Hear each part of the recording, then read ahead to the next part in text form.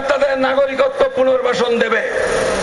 কি কি ঘোষণা করেছিলেন আপনারা যদি দেখতে চান তাহলে আমরা দেখাতে পারি।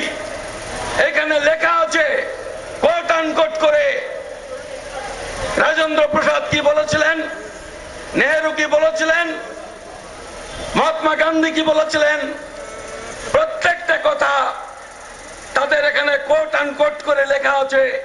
আমরা আপনাদের কাছে সেটা নিয়ে এসেছি, প্রচারের মাধ্যমে, প্রচারপত্রের মাধ্যমে আপনাদের বলেছি।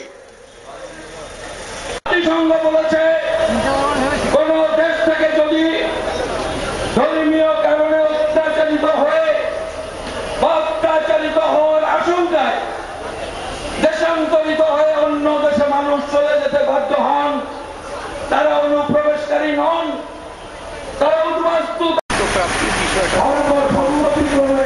আমাদের দেশটা যেমন ভাগ হলো এবং ভাগ হওয়ার ফলে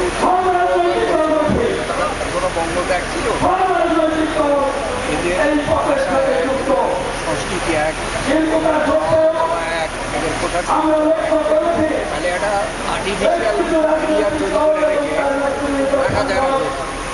পাওয়ার অধিকারের জন্য দেশটা ভাগ হওয়ার পরে, রাজ্যটা ভাগ হওয়ার পরে যারা এসছে, যারা ইন্টেলেকচুয়াল, যারা পেশাজীবী, তারা এসে এখানে পেশা নিযুক্ত হচ্ছে। যারা কৃষিক্ষেত্রে আর্টিজান ইত্যাদি, তারা তো অনেক পরে তারা পরে এসছে। পরে এমন হয়েছে বাংলাদেশে মা আছে, বাবা আছে,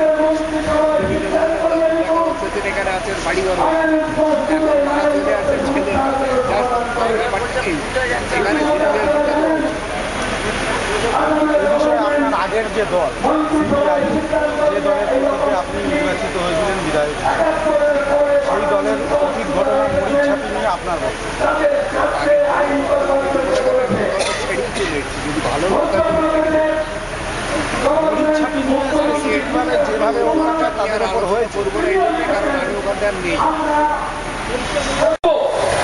আত্মপক্ষ সমর্থনের সুযোগ দেয়নি। 1551 জন মানুষ BJP BJD government, BJP BJD 2005 সালে আজও উইথড্র হয়নি।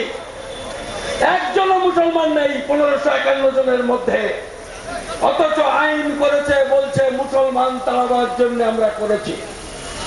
এই কাজ তো করেছে। এখানে এসে নরেন্দ্র মোদী বারাসতের কাছারি ময়দানে বলেছে আমি মতুয়া হিন্দু উদ্বাস্তুদের নাগরিকত্বের ব্যবস্থা করব।